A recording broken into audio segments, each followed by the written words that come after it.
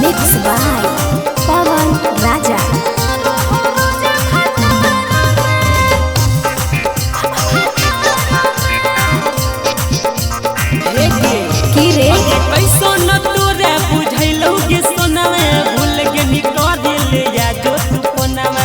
कहियो तोरा ससुरवा के गुनवा आवो भातार के मारो के हुनवा बोल ना कैसो न तोरा बुझैलो गे सोनावा भूल गे निकल ले या जो तू कोना। अरे की कहियो तोरा ससुरवा के गुनवा आवो भातार के मारो के हुनवा अजे कौन कसुरवा अलेनी से नुरवा। अच्छा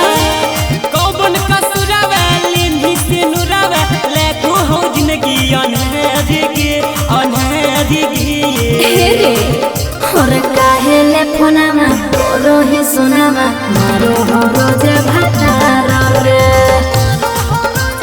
हेरे और काहे ले फोनामा रोही सोनामा मारो हो रोज भातार रे।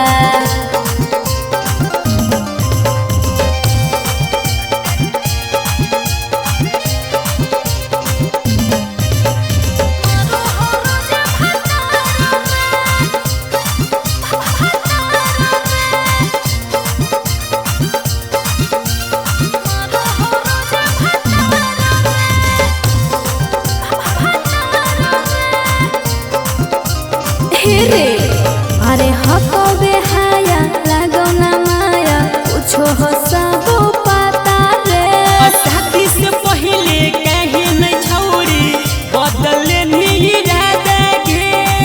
अरे ऐसे नहीं बोल अरे छुप छुप के आँख भर का नहियो दर्द के झिरक में बान्हियो अजे देखी न मरवा बदलो ही मनवा देखी न मरवा बदलो ही मनवा हो गे नी केते गदहे गे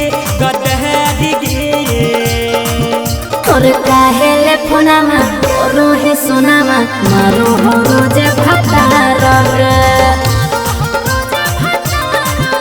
और काहे ले फोनामा रोही सोनामा मारो हो रोज भातार रे।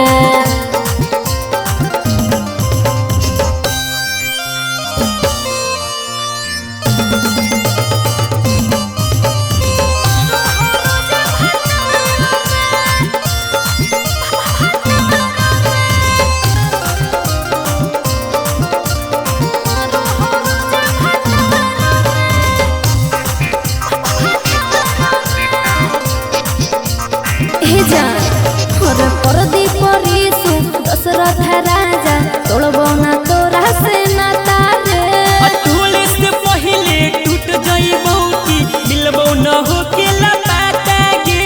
अरे काहे रे हे रे अरे करबो मुलाकात के नीरे नीरे देबो कुंवर वाला धीरे धीरे गे अजे कौनो करनवा दीहे ध्यानवा कौनो करनवा दीहे ध्यानवा मिले बोलले ससुर है गे